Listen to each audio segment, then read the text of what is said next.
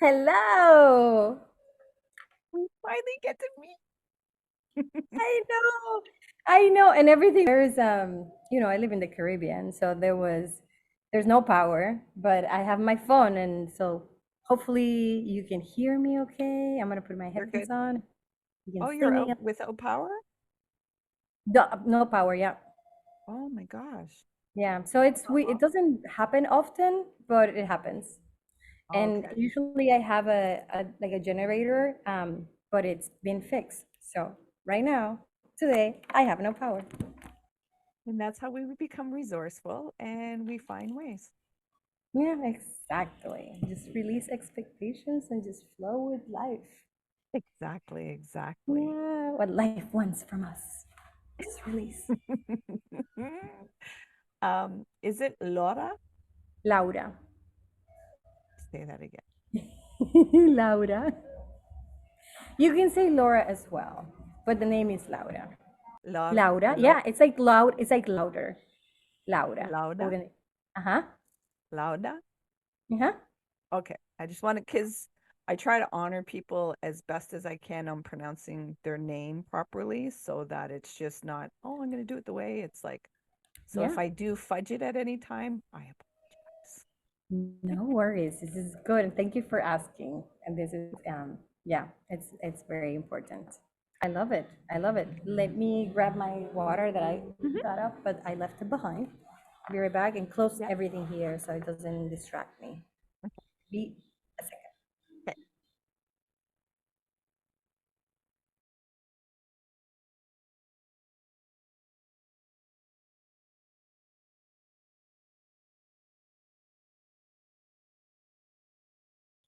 Okay, perfect. Okay.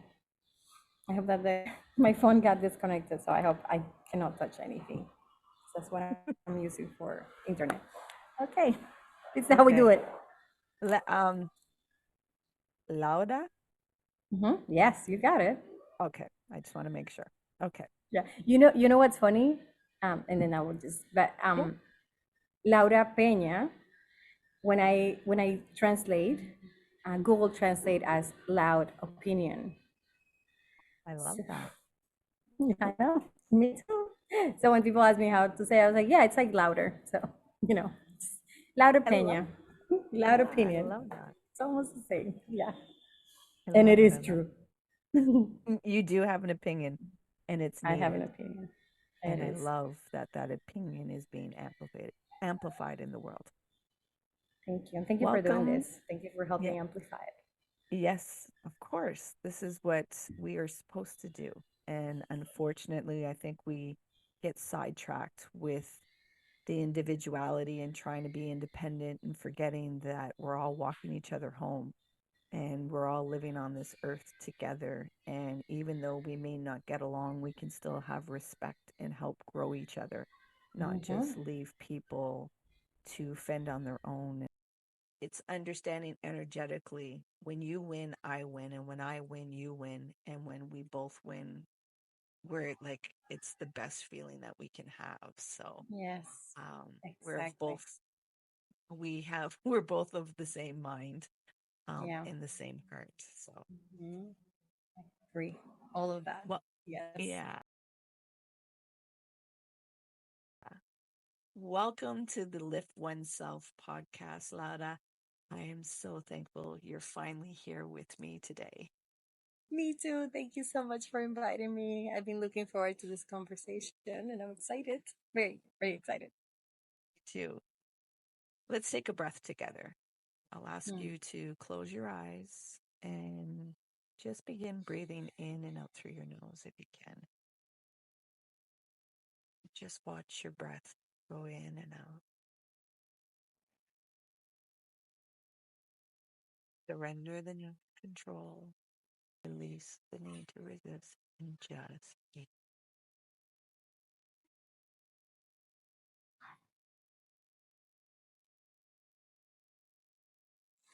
Focusing on your breath. I'm going to ask you to bring forth an intention you want to bring into the podcast, into this conversation. Staying with your breath. Allowing Release. Fill all the cells of your being, your energy. Fill your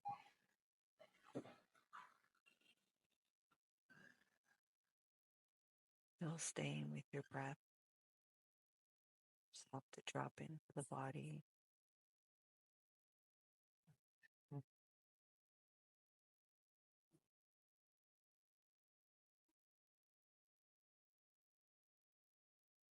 Staying with your breath.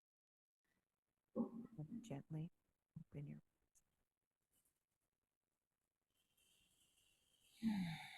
How's your heart doing? My heart is doing good. Very calm. Thank you for that. That was beautiful. So I listened to a podcast called The Good Life with Jonathan Fields. Do you remember being on there? I do very well. Probably feels like a long time, especially with COVID that has distorted time and years and everything. And since then, I jumped on Instagram and have been following your journey. Can you explain to the listeners who Laura is? Oof. A friend of mine described herself the other day in a way that I think it's so fitting for me that I was like, I'm going to take that also. She says, she was in the middle of a conversation and she says, Soy un corazón con patas, which means I'm a heart with legs. So I I really connect with that. So I think I'm a walking heart. Um, but in the on Earth here where we are, uh, I am Dominican American, and I am an artist, a creative, a speaker. I'm a writer. I'm a filmmaker, and one of my favorite labels um, is mentor to girls. I think that if we come here with a mission in life, which I believe we do, I think being a mentor to girls is a big part of that for me. That's what got me intrigued of hearing the message that you were doing. And can you explain to the listeners what she is the universe? Mm, yes. She is the universe. She's the universe is the manifestation of a dream, a literal dream that I had in 2012 that I didn't know what it was until um, 2012, 2017. And it is a nonprofit. Now it is a nonprofit that supports teenage girls into coming into the realization and remembering that they are powerful beyond measure. And we work with girls from more than 50 countries, connecting them to each other and amplifying their voices, empower them through tools like public speaking and getting to really know who they are at their core, and also connecting them with mentors. So basically, our three things that we focus on is storytelling, mentorship, and building community. So yeah, we do all of this online, and it started as a passion project where I had this insane idea of going to every single continent and interviewing 111 girls and ask them about their dreams. And in that journey, I didn't discover this, but I learned from them what they need from all of us to get to where they want to be in life. And community, believing in them, it was a big part of that. And so I created what I felt they needed, and honestly, what I needed when I was 13 years old. I created what I needed. So, Best gift that we can give ourselves and coming full circle, and mhm, doing that repair of that inner child and really doing that alchemy also, taking the impurities and turning it into gold for somebody else. absolutely. That filming, is it anywhere or is it in a documentary or Yes, yes, and all the things. Yes. So the way that I started is I wanted to do 111 stories, and of course, I'm very ambitious, and also out of my mind because it is a lot of work. But there are about 6 films, short films, of 6 different girls, and you can find this online. People can look for "She's the Universe" online; they will find the films, and on YouTube, on Instagram, they're everywhere. And also, there is a film that I show at schools that has more of behind the scenes and all of the films together with commentaries and other things that are not part of the individual films. And also, I'm working, there's so many stories, right? Like, I was interviewing that many girls, and now I'm working on a documentary. Slowly, it's been a very long process, but it's getting there. And yeah, I hope one day to call you and be like, the film is ready, share it, share it, share it. It's on Yes. Netflix. That's what I want to say. It's on Netflix. Let's Go manifest look it. at it. Yes. Yes. Let's bring it into the universe and manifest it. Words Mm-hmm. become things. So, Yes. and there's no such thing as too big. Mm-hmm. It's not big enough. So, Yes. Exactly. yes. Exactly. And you'll be back on the podcast, on my little podcast, which will be bigger, and we'll be talking about the film and how your life has shifted and the connections and the excitement and everything else, and how Yes. you've empowered so many women and girls in the world, which is needed. Um, what did you discover? Because all those countries and different cultures and different personalities, different experiences. What do you think is the common thread between women in the world or females? Yeah. I feel is that need to feel seen and heard, that you can find it across cultures. When I was asking, what do you need from all of us to get to where you want to be in life? I asked all of them the same questions. I'm talking about the Amazon jungle, Iceland, the Philippines, Australia, like the same answer. And the word that they use is support, apoyo, support, apoyo. And I couldn't understand what that was. Like, I thought I knew. So then I started to ask, like, what is that? And it is that idea of believing me, remind me, right? Like, trust me, trust that what I'm choosing for myself is the right thing for me, right? um, and also this idea of community. So I feel more than ever after doing this work with the girls now as a nonprofit that we all want to be seen. And not there are not that many spaces where we can feel seen truly for who we are. Because there's so many, we do a retreat here in the Dominican Republic, and we're hoping to do it in Pakistan and in every country. We're very ambitious. But we did an exercise where everybody has a mask, and then we write on one side of the mask. This is from my co-founder Sarah. She's amazing at these things. So on one side it had, how do you see yourself, right? And they like sit in front of each other, and they read what it says, right? Like, this is how I see myself, or how I present myself. And then the other part is how the world sees me. And there's so many, like, the common thread was perfect, right? Like, I have to be perfect, like I have to show up a certain way. There's so many societal pressures that I have to show up and give my best, even when I cannot give my best, because my best is this right now, right? And that idea of perfectionism. And at the end, we basically take off the masks, and then we then tell them that this is how we are when we're in community, when we are in safe spaces, that we feel seen and heard, that there's no need to have a mask. And and I feel like this is what's needed for us to see them, for us to see ourselves first, but also to feel seen and heard. And I was listening to a podcast this morning where they were talking about this. And it was a fiction story, but at the end they were sharing how feeling seen, we don't feel seen because people really, we don't we feel lonely because we don't feel seen. And that really hit me because I remember as a teenager I felt so alone, and I couldn't understand, like, I have friends, I have my family, but I felt so deeply alone. And I know the girls also feel that way too. And and it makes sense to me. It's that idea of not feeling like when you, it's hard for you to see yourself when you really don't know yourself, and it's hard for other people to see you when you're wearing a mask, you know, when you don't feel safe in the world, because a lot of us don't feel safe in the world to show our true colors.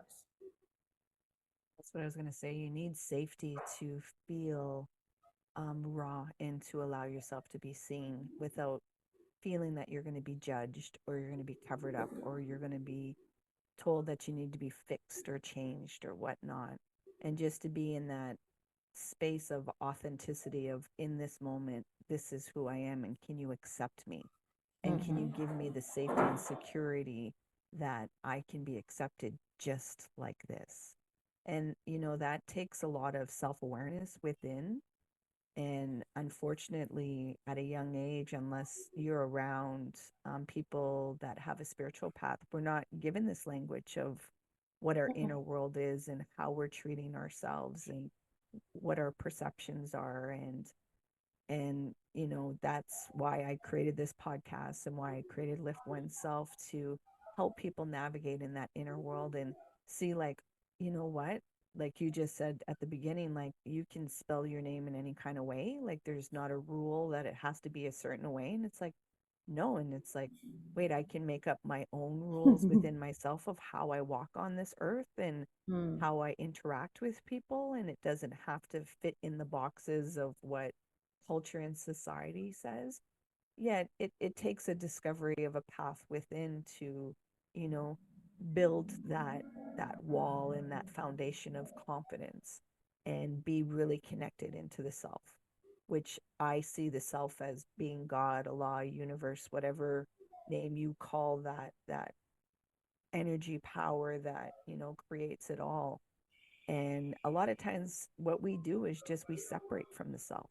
We abandon ourselves to think that outside in the world will take better care of us than, the connection that we have internally, because sometimes that connection internally has us do some things that are illogical and don't go by what the world says. Yet when we walk that path, it's like, oh my gosh, everything's, I could not have made this up. Like, I could not have created it this way.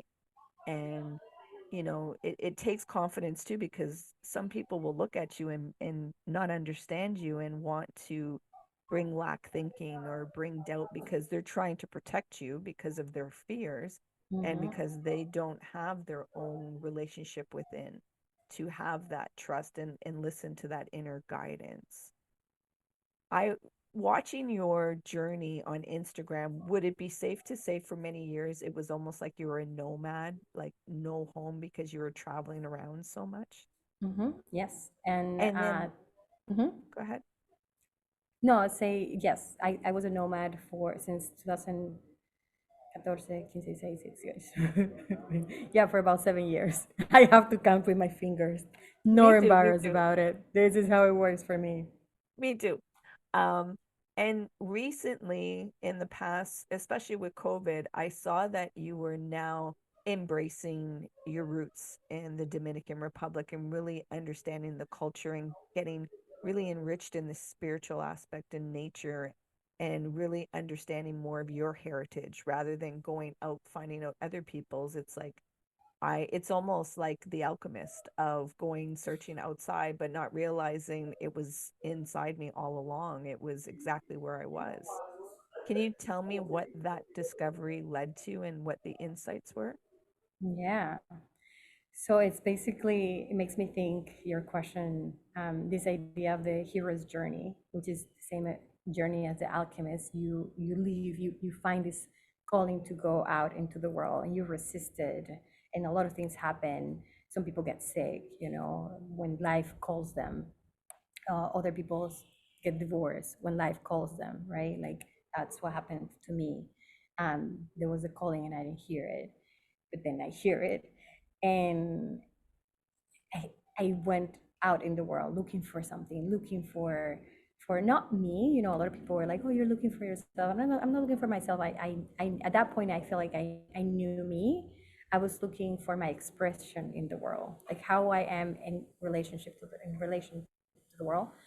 Um, I mean, we're always learning about ourselves because we are always constantly changing. But I feel like I had a pretty good idea of my core, and but there's a part of me that I felt it was missing, but I didn't even know that it was me that I was missing that, right? Until I have something on the back of my phone that let me just find it, where I have the things that I wanted to manifest, right? And I wrote this in 2020 before, let's see, yeah. So in April of the moon in Taurus, the blue moon in Taurus. I don't know when that was, probably April. But 2020, and one of the things that I've been like, I got this, establishes the universe as a nonprofit. I didn't know how I was going to do that. It happened, right? And then I have other things. But one of them is, and this one's not very long. Some of them are super long in the description, but this one was simple. And I see it now, and if I tell you, you might not understand, but I'm going to try to explain to you. Number 8 is I found home, a physical place to call home. And as a nomad, I love traveling. The idea of going to a different country every month, every 3 months, and meeting new people and getting immersed in like different like flavors and foods and smells and colors and people and languages, it was fascinating to me. And when I discovered that that was something that I could do, and as an animator at that time I could do that on the go, I was like, why am I ever going to settle anywhere? But I guess in 2020, because the pandemic happened, I started questioning this idea of home again, because I had to first like break it apart, because I thought that home was a house. And when my house, my marriage, disintegrated, I had that question, like, so what is home then? Like, because now I'm not in the Dominican Republic, now I'm not attached to New York City either, which is where I was then. Like, if I can travel anywhere, because I had quit my job, so I was like working independent. So all the things were there for me to like explore that. And and when I went traveling, I realized also that it's fascinating, but again, later I understood that there was something more that was missing. So when the pandemic happened and I had to choose where to go, because I had to go somewhere. I was in Thailand when it happened, and I was there for 6 months. And it was getting hard and weird to get visas extended. And I was like, I'm not going to go back to the US, because New York City is you know, it's a place where right now for COVID, people don't want to be there. So, like, most of my friends are moving out. So, am I really going to go back there and pay that rent? And also, I was in Portland. So, I was like, do I go to Portland then? That also is not a great place to be right now because of all other things that were happening, race and everything that was happening all at the same time. But my country was closed. Like, there was no way for me to come back. But as soon as the doors opened, I knew it. I knew that I had to come back. And I didn't know then and what I was doing. I thought I was going to come to be with my mom for like 6 months. That was my plan. And it's been 3 years now. And I love it. I never thought I would come back here and love it so much. Like, my culture is so rich, but not only my culture as it is now, but like going back and understanding how I am a mix of so many things. This is a longer conversation, but I was talking to someone about how I'm a mix of, I am the abuse and the abuser, the perpetrator and the one um, being, you know, killed. Like, I'm all the parts. Like, I'm parts European, I'm a part of the colonizers, but I'm part of the indigenous, and I'm part of the rich Black culture that we have here that we've been denying for so long. And it just coming, like, calling all the parts of me. I don't know if it could have happened without coming back here physically. And it's been, connecting also with my um, indigenous culture as well, and understanding that I learned when I was growing up that we were all dead, that, the indigenous were dead, that there was nothing.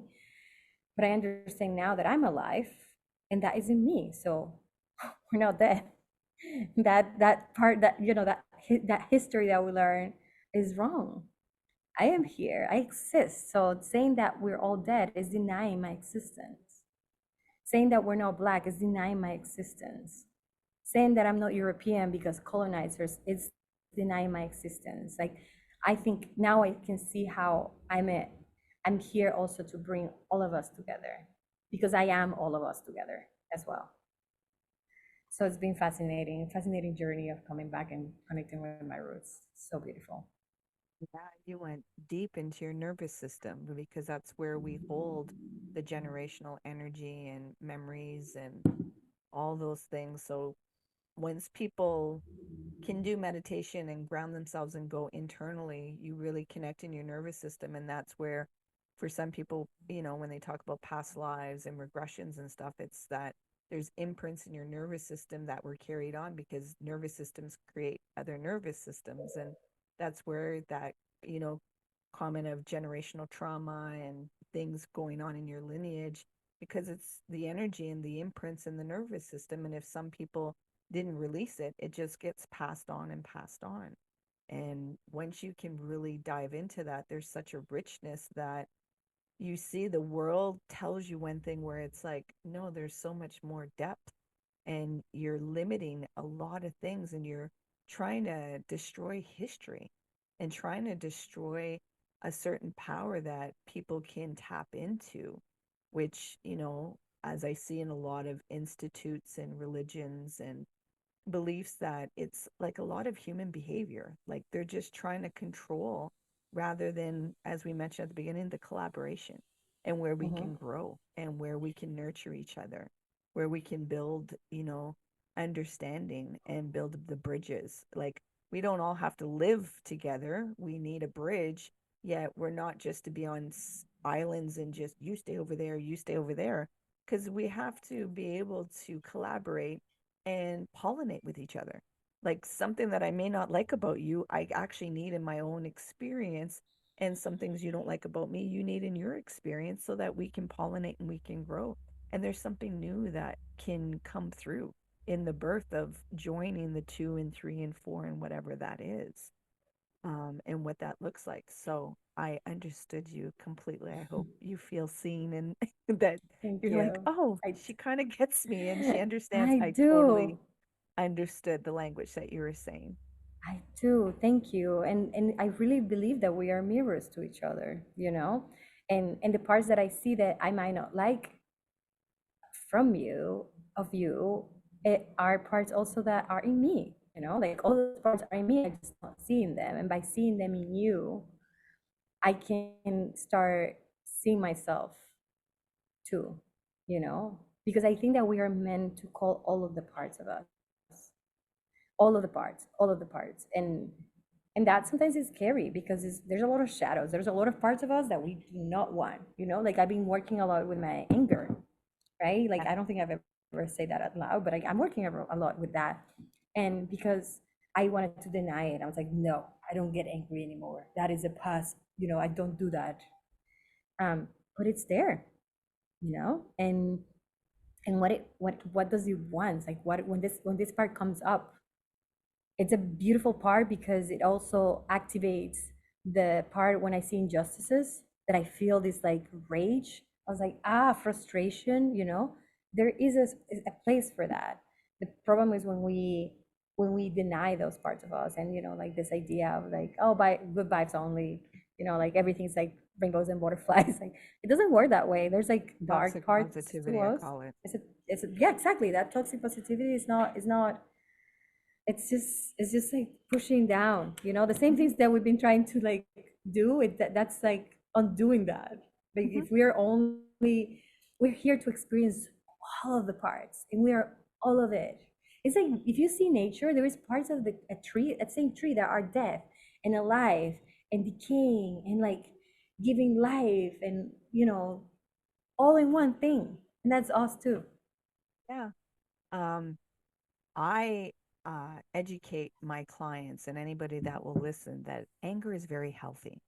And Mm. unfortunately, in religion and culture and some of the spirituality, thing good that comes out of anger, where it's like, no, it's a defense mechanism. And there's either a boundary that was, hit, or there's something that is very dear to you that has been harmed, or you don't feel like you can be yourself or feel your emotions. So it's coming to protect you. And unfortunately, we haven't been able to really tap into the power of anger because we've only seen the destructive parts where it's like, Hmm. well, you can feel your anger and channel it in a way that it can be constructive. And if it's overpowering, then use the tools. Find something to break, find something that you can smash that is intentional and not something Right. that you're going to beat yourself up on that, oh, I didn't have control over this. If you know that it gets overwhelming, and it can get very overwhelming because it's a very strong energy that comes up like a volcano, then you create the tools that, oh, it's gonna come and hijack my behavior. Let me start doing this, punching in a pillow, screaming in a pillow, smashing this, or whatever it needs, so it has that outlet, so that then you can come to hear what is the message that you're trying to, tell to me. And right now, the way the world is so heavy, and how we're being bombarded with so much information, that a lot of this stuff is we're not supposed to be knowing all of this. And Hmm. not to have anger come up, but then there's some people that are getting so fatigued that anger can't even come up anymore because they're being desensitized by it all. And then they don't even know what anger is anymore. And it is a healthy emotion. It's unhealthy when it hijacks your behavior and you're not being honest with it. You're not allowing it to have the space to communicate with you and give the message that it needs to. So, thank you for allowing me the space to be honest, and Hmm. being the first where you acknowledge this, and that I can just reflect back to you, yeah, you're on the right path of having that healthy relationship with this emotion that has had just the wrong definition, and not being able to relate with it because it can get so big. And the perception, like you said before, the mass that you have of how you're supposed to show up and how you show up with the anger can be conflicting, where it's like, no, but that's all of you. Like, this is needed for all of it. It's going to be messy. And that's the one message I tell people. I'm like, life is messy. Like, you want this So performative, messy. all clean. It's messy. And if you don't feel the mess, you're losing out on the gift of life of the process. You're only doing a la carte of what you want to feel in life. And you're not getting the Mm. full richness and depth of life, which I is a love process. that. It is a process. Life is a process. And this is the part that as a designer, when you're working with a client, for example, you have what we want, right? And the final product. And the part in between is incredibly messy. And a lot of designers that don't involve their clients in the process, they only see this shiny final thing. And I love to bring my clients into the messiness of things. Let's see all the possibilities. And that's where it gets messy, because it's not a straight line. And that's life. That's with everything. The process in between is so rich, and we can learn so much more than if we go from like this to this in a very, because it's not real. Like there's no real one linear path when we're doing something, especially when we're innovating, when we're doing something that hasn't been done, at least by us, for example, right? Like when we're trying something that's new to us. And if we are not trying things that are uncomfortable, new, challenging, we're not really growing, right? Like if you're doing something and everything is good and butterflies and all this, you know this, then maybe you're not. Maybe if you're happy, then I'm at a point in life that if you're happy, good for you. But a lot of us are very unhappy if we're not in that process of learning new things. And when we are in that innovative place, out of our comfort zones, creating something new, there is a lot of messiness, a lot of messiness. And the first time that I started working with a coach, I remember that I was like, oh, I don't want anybody to know that I'm messy. Like I want to paint, but I don't want to make a mess. Like, oh, then, like people are going to see my, you know, is the beauty of it. The mess, the middle, it's beautiful. I think we should embrace it. It is. Recently, again, me being the voyeur on your Instagram, I've noticed that in September, you meditate, I take it. Do you Yes. meditate? Yeah. And so in September, you were prompted to do a vow of silence and not use any words for a week. Tell us what prompted that and what did you discover in that warrior work of silence? This is where I'm so glad that we were talking about anger because my anger prompted.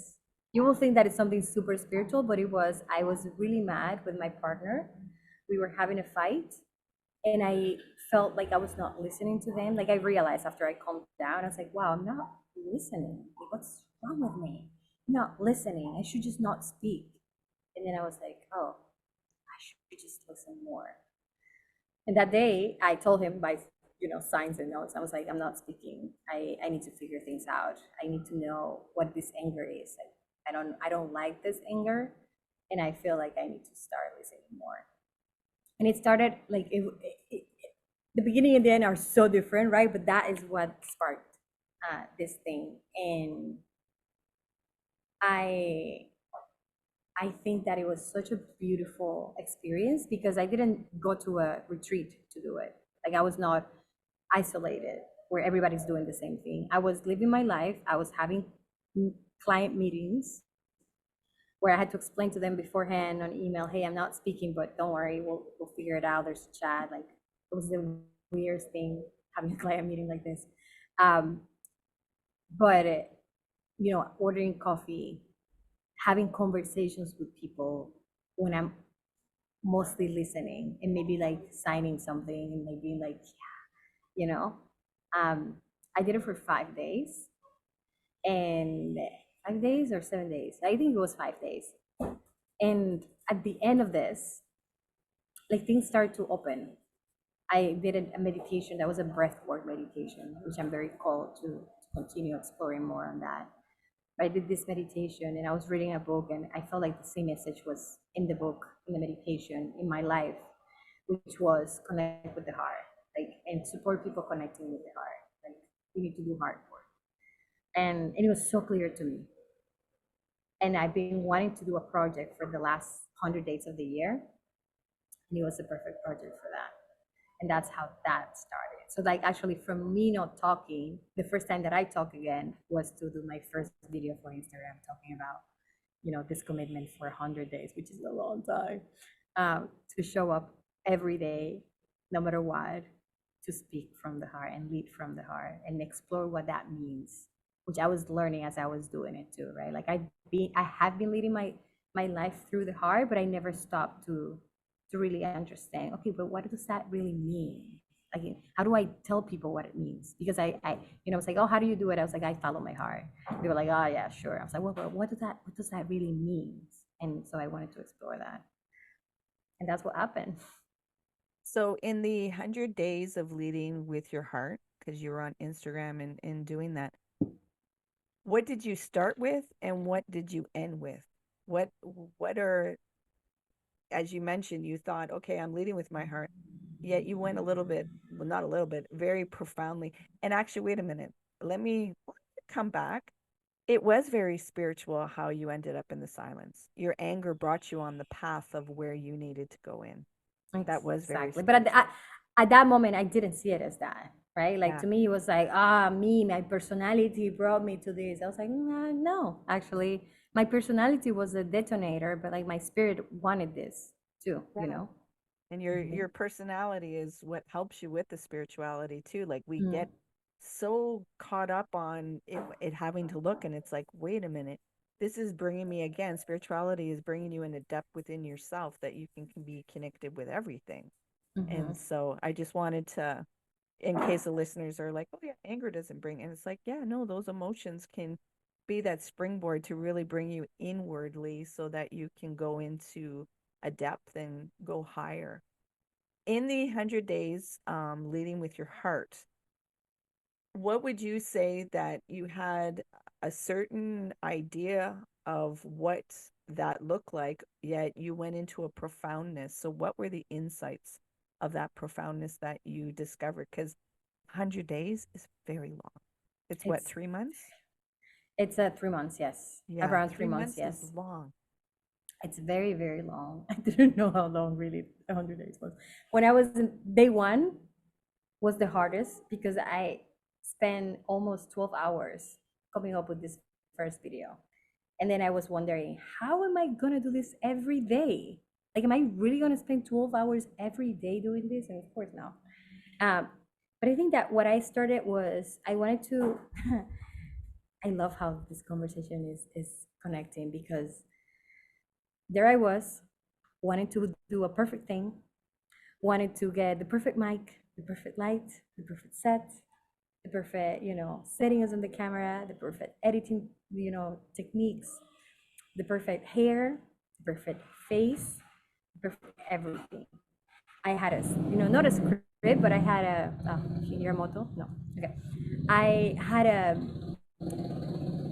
topics, right? Like for about maybe half of this 100 days, I had topics that I wanted, and I was like, okay, today I'm going to speak about this, and then tomorrow this. It was all laid out. I felt like, okay, as a teacher, this is great. Like I know exactly what I'm going to be speaking at every turn, and then I did that first day, and then I did it the second day. Just like sharing things, and some of the videos were funny and they were beautiful, and I will go to the beach and have a perfect light and everything, right? And I'm having a lot of fun, but it's taking a lot of time at that point. My perfectionism is kicking in because I'm a video person, so I want things to look good too. Like production value is important to me. And then as time goes on, I noticed, I knew from the beginning that I was not doing this for the algorithm. So I didn't care if it had, like, of course, I saw the views sometimes and I was like, oh, yes. And then some days I was like, what is happening, Instagram?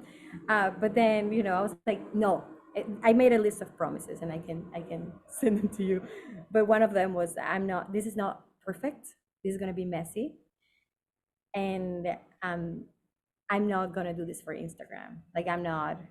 Learning as I go, but I'm not doing this to get likes, to have more followers. If that happens, as a byproduct. But this is not the intention for this. The intention for this is for me to show up and to speak, from the heart.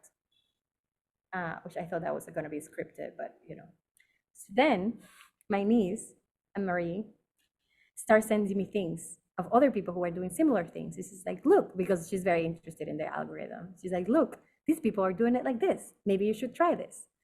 And at that point, I was like so open and laughing, and I'm like, I'm gonna try everything. I'm gonna try different formats. And then I tried this other format, which was not my face, but the promise was that my voice had to be there or my face has to be there, but always is my message, because it's very easy for me to share someone else's message, which I was doing at that point. But I was like, what do I want to say? So I have to make sure of that. And then in the end, it went from like super produced videos, very structured ideas, to putting the camera on, sitting in front of it, and just asking my heart. Like I will sit before, right? Like I had a meditation practice that went along with it, that started developing more and more at the end. And then I'll tell you what happened with that. It's like everything kind of led to a different thing, a different commitment. Um, so I will like put my hands in my heart and I will just ask, okay, what are the people that are watching? What do they need to hear right now? I'll turn on the camera and I will just speak my mind. Sometimes they were like short things, sometimes they were long. And because I didn't care about the algorithm, that there was no like, I was not like, oh, this video has to be 1 minute, which, now I might do that. But at that moment, it was 3 minute videos. Like, I don't, at the end, you could see it that then at the end, it was live videos. So it was not even produced at all. It was just like in the moment, I'm doing this thing, come with me, let's talk about it. this done and I can move on with my life. Um, and it was a very, very beautiful process because I learned myself how to trust myself and how to care less and less and less about um, how I look. You know, not that I don't care, but I was not putting so much pressure on myself to show up perfectly that I would not show up at all because that's what was happening before. Like I would not like, oh, this is not the I don't know exactly what to say, or oh, my hair is not, you know, nice today, or oh, whatever, all the excuses not to show up because things needed to be perfect and I needed to edit this video perfectly. And now I feel like that's gone out the window. It's Yeah. relatable. Yeah. And I think that's life, right? Like that's we start with a plan. And then if you're really listening, the plan will change.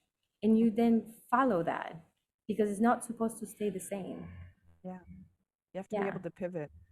Yeah, you pivot. And in the end, like there was an intention, and the intention was to connect with my heart and to lead from the heart. And that's what I end up doing. How it looked very different at different stages. And that's okay. Um and what it led at the end, like around December, um, in one of my meditations, I saw that I needed to bring 10 people for 10 days for 10 minutes to do a meditation. And so I did that was November because I did that in November and I'm doing it again now. We are on day 8 of our 10 days and it's so magical. And I couldn't have done that without going through all of this process because now I trust. I was like, yes, you know, I show up and I give. I'm present for these people. I am giving my love. I'm sharing my wisdom. I know that there's something that I have to say, which before I was very like, I don't know, do I really? Even though I know I have a lot to say, like, do I really have something important to say? I'm like, no, I know that someone needs to hear what I have to say. Yes, they do. You don't realize how much you've been pollinated by traveling around the world and all those energies and memories and imprints from all those people that you got to hug and dance and play and cry and yell and argue with, that all that comes through. And so somebody can be seen in that reflection within you.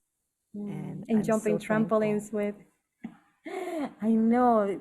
I love the way that you're saying it, like how this have been pollinated, because you're right. Like all of those parts of us, and not only when you travel in life, like all of the places that we've been, all of the people that we met, all of the books that we read, all of the experiences that we had, they all leave something in us. You know, that I love the pollination idea, and we have that inside of us. And it's just, I think that the the work is to start trusting that it's there and you have access to it. And it's beautiful because there's an ease where you thought it had to be hard and really difficult and strenuous, where it's like, no, it's just come with ease. And it's like, it can't be like this. It can't be this simple. No, no, no. It has, and it's like, I'm just asking you to show up with ease. And it's like, okay, are you sure I'm okay? Yes, you're okay. You're safe. You're secure. And it's like, oh, um, this is such an enriching conversation. I'm I'm thankful. loving it. Our hearts are open and just able to communicate in a way that I know many listeners will be able to understand what we're saying because we're speaking in a way that just resonates and opens up. And those that just don't, it's okay. This message isn't for them. And the ones that do need it, it's like they're going to be like, finally, I feel seen and I feel like there's people out there and I don't feel so lonely and isolated, that I will find my people and they will come. And by listening to these audios and watching people, you strengthen, your inner path, and then the people start to surround you more and more. But it can be lonely in this discovery, and I just want to amplify that for people and just let them know, I've been on that path, and it comes every so often where there's, where they call a dark night of the soul, or just creating a new path, and it's lonely. Yet just keep walking that path, because there will be new people and new dimensions and new experiences that just flood your heart in a way that you're like, I can't capture this in words. So thank you for listening to that calling within yourself, because we get to benefit from it. And the people that are around you then start to learn to trust themselves. And when people trust themselves, then things just, like we said at the beginning, collaborate. And then there becomes more responsible for your own things. And you just ask, do you need help? And then you show up with the help. And you just continue to as unity as much as the collaboration. Um, I want to ask you, did you create? Oh, we're frozen. Are we good? Okay, I think I can hear you again. Okay. My computer says has high system load. I don't know why you're high system load if it's just us. Um, okay. Did you create? Sorry. Did you create an intention for 2024? That's a great question. Um, I I finished the year strong, finishing this 100 days committed, and then I was doing a leading a meditation practice. I was also meditating heavily every day for 40 minutes. Um, and then the year ended, and I felt like I never had. I usually do like a planning at the end of the year for what I want the next year, and I didn't do that this year. And I'm giving myself permission to be okay with that. And I can tell you, yes, I do have not an intention, but I like to pick a word. So I guess, yes, there is an intention with that word actually. So my word for this year is flow. And what that means to me is to look for ways to stay in the flow of life. Like in the meditation, I had this vision of how life is like a river, like a current, right? And this current is always going, always going. It's very deep, it's always going. And we're like fish, right? And we can choose sometimes because of things that happen, we get out of the of this flow and we get into the mud and it feels messy and we're messy in the way that it feels like nothing is as it should and um, you feel disconnected and you feel lost, but there's always a way to come back to the flow of life. Like there's life is always flowing. And my intention this year is to find ways to keep myself in that flow, be through meditation, through connecting with people, to connecting with nature, to listening to myself more, to following that guidance that comes super quiet sometimes. So that's my intention for this year. And the reason why I'm giving myself permission to actually be okay with not having a plan is that because I'm connecting more with my roots. For us, for the indigenous, they don't celebrate the New Year's until the spring equinox, which Yeah, actually I makes know. a lot more sense, More sense. Yeah. because yes, because it's a time for us This to is start. hibernation right now. Yeah. Exactly. Yeah, I was talking to one of the girls that I mentored today about that. Like, how are we in winter supposed to be, like having, like starting, strong? I'm like, I don't feel like starting strong right now. But I feel like setting an intention. And this is a beautiful question. So thank you for that. Yes, flow, to flow. That's it. I I understand that people have like New Year's resolutions and setting goals, and it's like I've changed that language to intention and reminding people like it's just a continuance of time. Like, man has created that, oh, this is a new year, a new beginning. And it's like, no, you still have the stuff that you had before, and it's just a continuation. And then it's learning, okay, what can I build on? What can I let go? And also seeing your growth, seeing how life has been. And if I know some people need that sense of it's a new beginning, a new page, a new. Yet when you can start getting more deeper into your spirituality, you see the continuation of everything. And it's like, okay, every day is a new day. How are we showing up with the canvas today? How are we showing up with the as is? And how are we going to do things differently than we did yesterday? And having grace with ourselves that if we make the same mistake, that we have a new opportunity with a new day to change things. I want to ask, I didn't get to ask before, when you did the silent 5 days, and you mentioned it was because the strain with your partner, how is your listening skills now? And how is the relationship with your partner? The relationship's great. It had to go through a lot of like Yeah. finding ourselves and then finding each other in the middle. Um, my my relationship with listening, I think that the thing, yes, it's better for sure. You know, I can be more present. And I feel like what I realized the most during this process is that sometimes, you know, I'm a very opinionated woman, which I was not my whole life. Now I am. So I'm like, I have an opinion for everything. But I realized through this that I don't have to share my opinion all the time, which means that sometimes I can just listen and I don't need to be heard. And that is a very different approach to life than I had before, because I had such a huge need to be seen, that I think what started to happen is that I started to see myself. And so the need of feeling seen was it's not as big anymore, because I am seeing myself.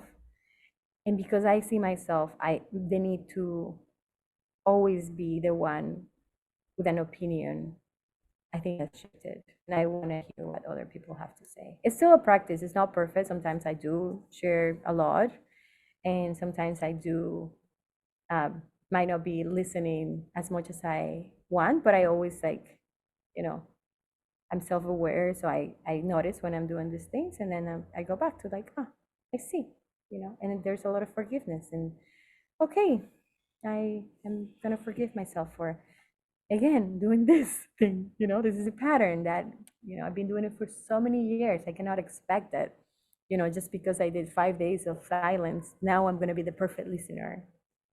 No, it just helps me be more aware. I'm going to bring you into a reflective question. Mm. I'm going to ask you to bring your awareness now to your 18-year-old self. And you're able to give your 18-year-old self 3 words to bring you through the journey to right now. What would those 3 words be? Mm. The first one that it's coming to my mind is trust. Second one is love. And the third one is, mm, I think the third one is not a word. Yeah, I'll give myself a hug. Yeah. Yeah, trust, love, and that sense of coziness of maybe it's belonging, maybe it's like you belong, you're safe, you're loved, and you can trust yourself. That I how I wrap that all up is what it came to me is being seen. Mm, I see you. I see you, Laurita. When you get a Yeah. hug, you feel that you can just release and just let go of all the tension and sometimes it will release the tears and whatever emotions that you've been holding on to that you feel safe. But in that feeling seen, that's when we can let go of what we've been armored up with that we don't feel safe to be seen in that. So that hug just showed me that aspect of you're okay and I see you and you're safe. And the Yes. kindness towards ourselves. That's been a journey that I had to discover that everybody used to be like, yo, you're so kind. And I'm like, oh, if you only knew what was going on internally. And then really, you know, having that kindness for myself. So it's just even more amplified in how I show up with people. And people wonder, like, and it's like, because once you embody something, it's just how you show up. There's no questioning it. It's just the flow that, oozes out of you. And it's something that's just giving. I want to thank you so much for being so open in this conversation. I hope you were able to get some insights You were so vulnerable and it was so playful. And you speak my language. So I hope you'll come back onto the podcast Yes. and share. And when you get onto Netflix, that you won't forget the small people. The big people in my heart. You know, We're doing this together. Thank you. yeah, I appreciate it. Do you have any questions or anything that you want to offer I listeners? have a question. Yeah, There, I want to ask you, and then I want to. Can you hear me there? Yes. okay, yeah, you're okay now. Okay. There. Yeah. Okay. Okay. I actually want to have ask you a question, and then I want to ask the listeners to answer that questions for themselves as well. Which is, I have actually have two questions. One is, this is for you. What is your intention for this year? My intention, as I said, this year is the year of infinity. So 2 + 2 + 4 = 8. Reverse it to the side. It's the infinity sign. So it's the year of possibilities. That's powerful. Okay. Okay. I want the listeners to also answer that. And if you're listening and you want to go and jump into Instagram and let me know what that intention is, I will love that. Also, I this question was asked by someone in my team for She's the Universe. We're people from we're maybe in like 6 different countries on our team, and we do everything online. And we have Claire, who's in the U.S. right now, and she asked us, what are you doing differently this week? Like what one thing can you do differently this week? And when I heard that question, which is very simple, right?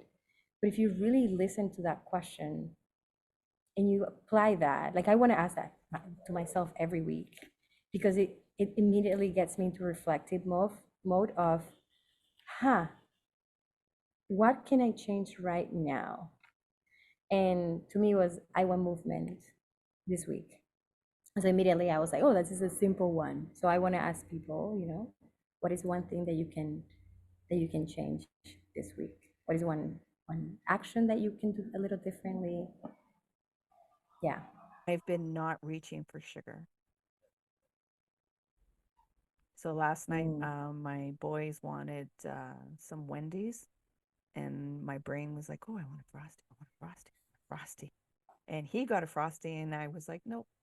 And just um, dealing with like the overwhelm, yet really engaging on limiting the amount of sugar and the emotional eating, and really engaging with facing the inner turmoil and stress and everything else.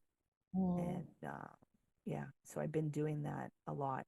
There's some places where I'm like faltering, yet the majority of, and we're Wednesday, the majority of the week, my mind has wanted to go a lot of places, and it was like, nope, you're not doing that. And because I have the intention, I was really surprised that my mouth wanted to say frosty, but there was nothing in there, and it was like, no, don't eat anything. And my son was like, you're not getting nothing, Mom. I'm like, no, just Wow. just what you guys want. That's huge, and I understand that perfectly, right? Because I eat, well, with my emotions, and something that I am doing right now after on January 1st, my partner was also doing. He was doing a 50 days of ice bathing, so he's from Norway, so he was going in the water like minus Oh, I nine. was walking in my snow, Oh, bare yes. So feet. Yeah, I right? do cold there. Uh, Yeah. it's amazing. So we both ended on December 31st. So on January 1st, we were like, okay, what are we gonna do now? I was like, no, I'm taking a break. He's like, yeah, no, we need to do something. And I was like, okay, how about we do 100 days with no sugar? So, just in case that resonates with anybody, it's a challenging.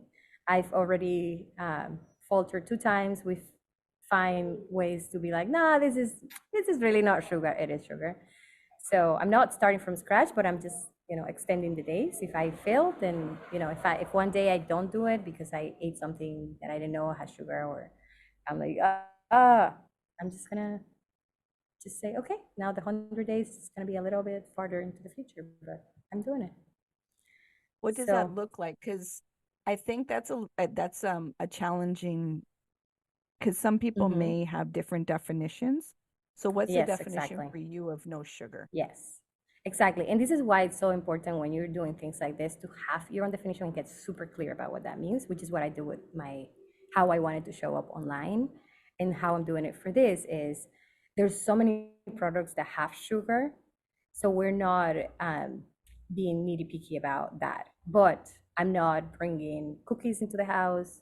I'm not doing like I love sweets and cakes and things like that. So I know I'm not bringing that. Like I'm still eating bread and I'm still eating so it's not like completely off sugar because I've done that before and that is really, really hard because you have to be hyper vigilant of everything.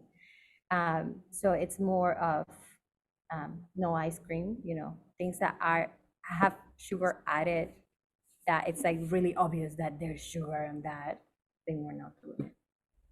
Okay. Okay. And I just Yeah. want to ask because, like, unfortunately with social media, people are can be very high achieving and then No. do these like extreme things, and then people are like, "Oh, I'm not good enough because I didn't do this."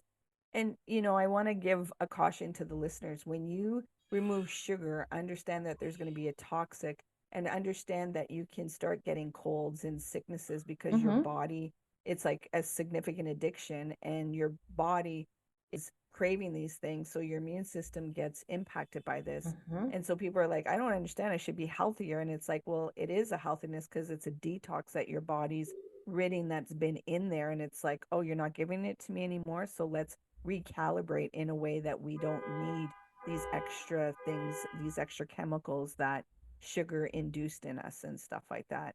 So it's a counterintuitive when people are going through this process. And I think sometimes that part isn't explained and how it impacts your moods. Like you Oof. will more engage with your anger and engage with depression and engage with like sadness and all these different and agitation, and then your impulsivity is like just ringing in your body. So just giving a caution to the listeners to be gentle with yourself, Mm-hmm. and please don't hold such a high standard Mm-mm. that you're just going to fail and then you're going to beat Mm-hmm. yourself up, because this is about stretching. It's not about falling, because when we fall it's much more difficult to get back up, but it's Mm-hmm. stretching yourself so that you can just Exactly. continuously grow in that aspect, if that makes sense for the listeners. Mm-hmm. Yeah, I love that you're saying that because something super important with these challenges is how can you make it super, super simple? Like I'm doing 100 days because I've done already 100 days and I know what it takes. And I know it's a little bit like out of my comfort zone. And I don't even, this one I don't know. Like the other one I was super committed. This one I'm not sure because of what you're saying, right? The idea was to start super slow, just not bringing cookies into the house and then go gradually because cutting sugar cold turkey without support of a nutritionist of someone that knows what's happening with the body that can support you in that way it's very very challenging and I think that we need that support to do that like I've done it in the past but I've done it with a group I've done it with a coach and it was really challenging like what you're saying about the mood and changes in like many things of course later then I had a lot of energy and I felt so great and then I one day tried sugar and I saw the effects that sugar has on me but then once I tried again then it's like eh, one a little bit more because it's a drug, right? Like it's like It is. more, It more. literally is a drug. It It is. really It is a is. drug. Yeah. And you So just don't realize. I think the biggest message I would give to people, if you're going to take remove sugar, know that you have to engage with your emotions. mhm. And I don't Yep. think that's the piece that people get told. They're just like a dogma of just don't do this action, not realizing, Mhm. well, you're not going to do this action because you want to engage and develop your emotional intelligence for yourself. So that means you're going to feel a lot of things that usually the sugar numbs for you, so you don't have to actually interact with it. So if you're Mhm. removing sugar, understand that you're going to have to up your emotional intelligence for yourself because the emotions are going to come up now. Yeah. If that Yeah. makes Does that make sense to you?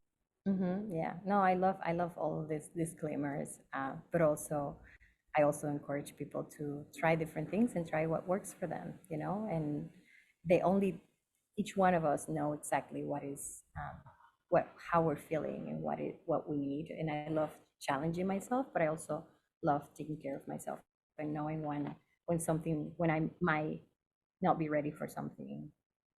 Because it is true, there's a lot of trauma in the body that when we take what is protecting us, um, we start feeling it, and sometimes feeling is not that great. Or we're lagging now, so I think Oop, it's telling us, okay, done now.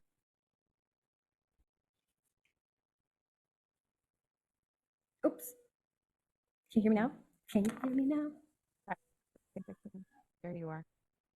I don't know what's going on. My internet No, probably. No. you're still there? I'm. Can you hear me? Where, where That's good. am Can you, I? What is going on? Hmm. Can you hear me? Can you yes, hear me? I can hear you. Now I Okay. can hear you. Well, I'll turn Mm-hmm. off so that it's on recording. Thank you so much for giving your valuable time, which is the most precious thing that we can give in this world. And I want to thank you for having such an open hearted conversation with me and allowing the listeners to have a sneak peek into who Lauda is and who she is becoming in her everyday. Can you let the listeners know where they can find you? Yes, of course. First, thank you so much for this. It's been really fun and enlightening. So people can find She is the Universe. Just Google She is the Universe, and you'll find our website. And if you can find me, you go and look for I am Laura Peña, and Laura it's spelled as Laura. So I am Laura Peña. If that helps. And it'll all be in the show notes. So Yes. I just Great. want to Thank you. remind you to be kind to yourself. Thank you. You too. Thank you so much for this. It's been an honor and a pleasure. I really appreciate it. Yes. Thank Stop you. the